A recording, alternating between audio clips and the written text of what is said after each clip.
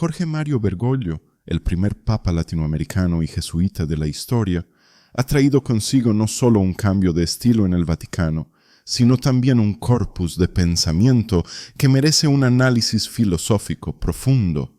Más allá de su dimensión religiosa, Francisco ha planteado reflexiones que interpelan a creyentes y no creyentes por igual. En este video, analizaremos 6 dimensiones de su pensamiento que resultan filosóficamente relevantes, su marco conceptual y referencias filosóficas, su ética del cuidado, su propuesta de diálogo entre fe y razón, su filosofía del encuentro, su crítica al sistema económico actual y las raíces de su pensamiento en la filosofía latinoamericana. El pensamiento de Francisco no surge en el vacío. Como jesuita formado en la tradición tomista, sus raíces filosóficas son profundas y diversas. En sus encíclicas podemos rastrear influencias de el tomismo, especialmente en su concepción de la persona humana y el bien común, el personalismo filosófico, visible en su insistencia en que la persona debe ser el centro de toda acción política y económica. La fenomenología, presente en su método de observación y descripción de la realidad social antes de juzgarla. La hermenéutica, evidente en su llamado a una interpretación contextualizada de la tradición. En Laudato Si, por ejemplo, Francisco propone una ecología integral que trasciende la mera preocupación ambiental para convertirse en una propuesta filosófica holística que integra dimensiones humanas, sociales y espirituales. No es casual que cite a filósofos como Romano Guardini o Paul Ricoeur, mostrando un diálogo continuo con el pensamiento contemporáneo. Una de las dimensiones más filosóficamente significativas de Francisco es su articulación de una ética del cuidado. Esta propuesta ética, desarrollada originalmente por filósofas como Carol Gilligan y Nell Noddings, pone el acento en las relaciones interpersonales y la atención a la vulnerabilidad como fundamento moral.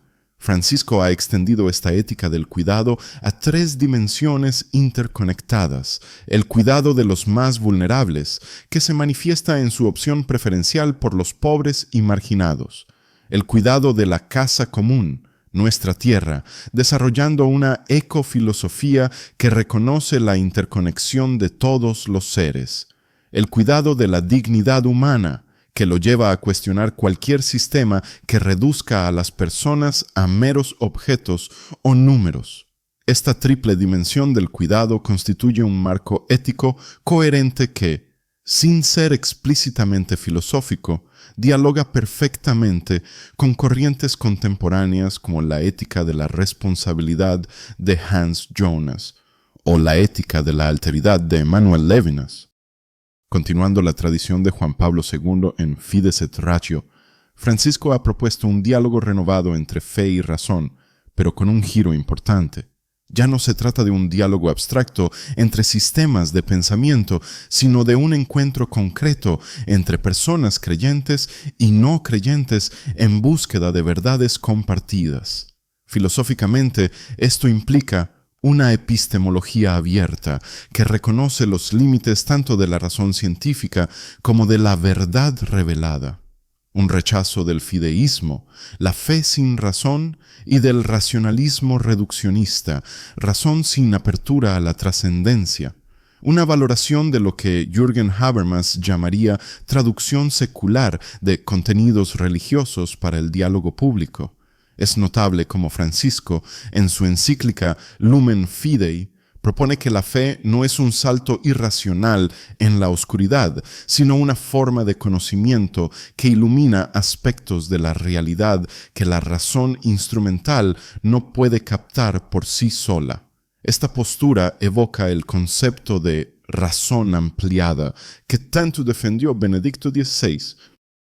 La cultura del encuentro es quizás uno de los conceptos más repetidos por Francisco y contiene implicaciones filosóficas profundas. En términos filosóficos, podemos relacionarla con la filosofía dialógica de Martin Buber, con su distinción entre relaciones yo-tú y yo-elo, la teoría del reconocimiento de Axel Honneth, que considera el reconocimiento mutuo como base de la justicia social, el concepto de hospitalidad desarrollado por Jacques Derrida como apertura incondicional al otro. Francisco propone el encuentro no solo como una estrategia pastoral, sino como un paradigma filosófico alternativo a la cultura del descarte que caracteriza, según él, a nuestras sociedades posmodernas. El encuentro auténtico implica reconocer la dignidad inalienable del otro, escuchar sus razones y construir puentes en lugar de muros. Este paradigma del encuentro tiene consecuencias prácticas en su visión de temas como la inmigración, el diálogo interreligioso o la resolución de conflictos. Las críticas de Francisco al sistema económico actual han generado gran controversia. Expresiones como «esta economía mata» o «la idolatría del dinero» pueden parecer mera retórica, pero esconden una crítica filosófica profunda al utilitarismo que subyace en el capitalismo financiero. Desde una perspectiva filosófica, su crítica se dirige a el utilitarismo económico que reduce todo valor al valor de mercado, la racionalidad instrumental que, como advirtieron los filósofos de la Escuela de Frankfurt, termina dominando todas las esferas de la vida, la liquidez de las relaciones sociales en términos de Zygmunt Bauman, donde todo, incluso las personas, se vuelve desechable. Francisco no propone un sistema económico alternativo acabado, sino principios filosóficos para juzgar cualquier sistema. La primacía de la persona sobre el capital, la función social de la propiedad y la solidaridad como principio organizador. Su crítica no es meramente económica, sino ontológica. Cuestiona la reducción del ser humano a productor-consumidor y propone recuperar una comprensión más integral de la persona y sus necesidades que trascienden lo material. No podemos comprender plenamente el pensamiento de Francisco sin reconocer sus raíces en la filosofía latinoamericana. Como argentino y latinoamericano, su horizonte filosófico ha estado marcado por la filosofía de la liberación de Enrique Dussel, con su crítica a la filosofía eurocéntrica y su opción por las víctimas del sistema. La pedagogía del oprimido de Paulo Freire, que enfatiza el diálogo como herramienta de concientización y liberación. El pensamiento de José Martí sobre nuestra América, con su llamado a construir sociedades basadas en la identidad propia y no en la mera imitación de modelos externos. La teología del pueblo, variante argentina de la teología de la liberación, que valora la religiosidad popular como expresión de sabiduría. Estos influjos se manifiestan en la insistencia de Francisco en escuchar el grito de la tierra y el grito de los pobres, en su crítica al neocolonialismo económico y en su valoración de la sabiduría de los pueblos originarios, como vemos claramente en el Sínodo de la Amazonía. Su concepto de pueblo no es populista, sino filosófico. Designa una categoría histórico-cultural que trasciende la mera suma de individuos y recupera el sentido comunitario frente al individualismo dominante. El pensamiento de Francisco, analizado desde estas 6 dimensiones filosóficas, nos revela a un pensador complejo cuyas ideas trascienden lo meramente religioso para ofrecer claves de interpretación y transformación de nuestro mundo. Su propuesta filosófica, aunque no se presente como tal, integra elementos de diversas tradiciones en una síntesis original que podríamos denominar un humanismo integral del cuidado y el encuentro, arraigado en la tradición cristiana, pero en diálogo con el pensamiento contemporáneo.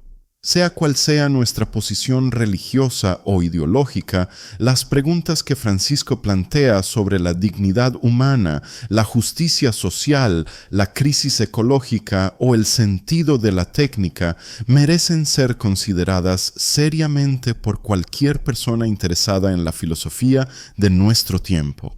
¿Qué les ha parecido este análisis? ¿Qué otras dimensiones filosóficas del pensamiento de Francisco creen que merecerían ser exploradas? Déjenlo en los comentarios y sigamos dialogando en nuestro próximo video.